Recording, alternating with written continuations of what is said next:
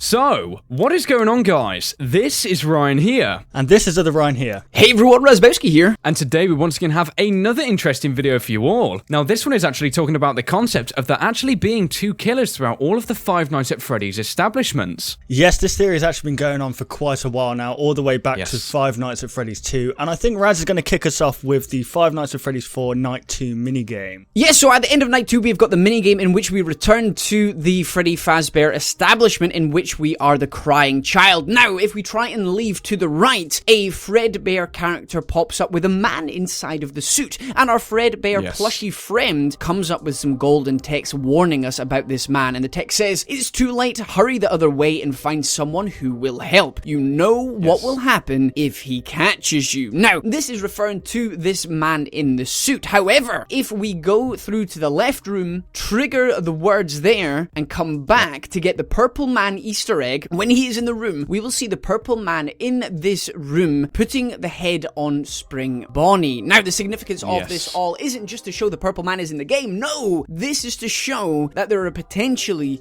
two killers. Yes, and this is where things start to get very interesting, because when we first all saw this, as Razbowski actually said, we thought that this was just a reference to the purple badged guy still existing. But, you know, as Scott said, we've missed all of the deeper mysteries within Five Nights at Freddy's 4, and we really have to think about what we're being presented visually throughout each of these nights in the minigames, and we have to think about that concept alone. The fact that this kid is clearly concerned about this Fredbear character, and when we go back to this screen, we see the purple guy Easter egg, it just makes a little bit too much sense, because it's quite clear he probably wasn't referring to him initially when we've got this Fredbear character in plain sight. Yeah, I personally myself believed that this Fredbear character was actually this purple guy who's meant to represent this purple guy, because obviously the fear that comes from this child in this minigame. And we have to think that this purple man Easter egg is nothing more than an Easter egg. It wasn't meant to be happen during the story. It was meant to be an extra thing added on to show that he is in the establishment, like you were saying. So yeah, this could back up potentially that there is more than one killer, definitely. Yeah, it's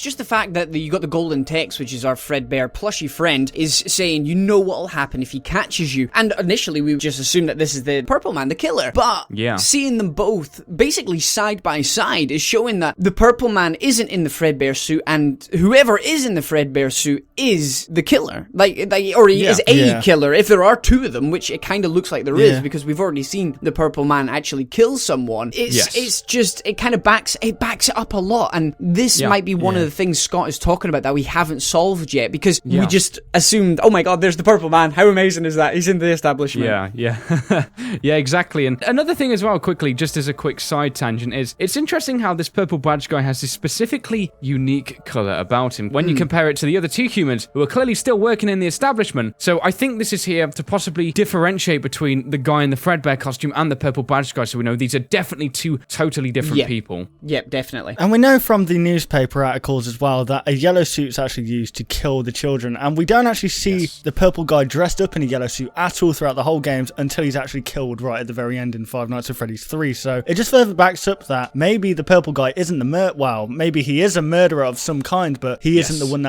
he hasn't murdered all of them, if you know what I mean. Yes, and this is referring back to the Five Nights at Freddy's 1 establishment, guys, when sometimes we can actually see on the, I believe it's the East Hall, we can see the newspaper clippings appearing on the walls, and it will seemingly tell the story of when 4 children, or I believe it may have been a total of more, were led to a back room, presumably murdered, and then this convict who actually did all the murdering was apparently captured. Which doesn't make sense, because we know the purple guy to exist in Five Nights at Freddy's 2 to then murder a further 5 more people. It gets confusing, because when you put the newspaper article together saying somebody has been captured, you've also got the Five Nights at Freddy's 3 minigame, or the end cutscene sort of thing, where we see the purple man actually dies inside of the Springtrap suit, or Spring Bonnie, as it is called at that point. It's there's just 2 bits of evidence. How can he be in jail and die? Yes. Yeah. Precisely. He can't do both unless he is some kind of miracle worker, but he can't die and be in jail and be in the Freddy, one of the Freddy Fazbear establishments to die. Exactly. There's just too many things pointing towards there being more than one killer, or at least 2 people working hand in hand. Exactly, yeah. And another thing we have to definitely consider is, I think the concept of maybe this suspect being released was always something that most people pondered over, but we have to remember what Scott said, guys. Most of the things have actually been discovered within the first 3 Five Nights at Freddy's games, and, you know, I'm pretty sure if this guy was to be released, perhaps no evidence was found, we would definitely see it amongst these newspaper articles on the side. Yeah.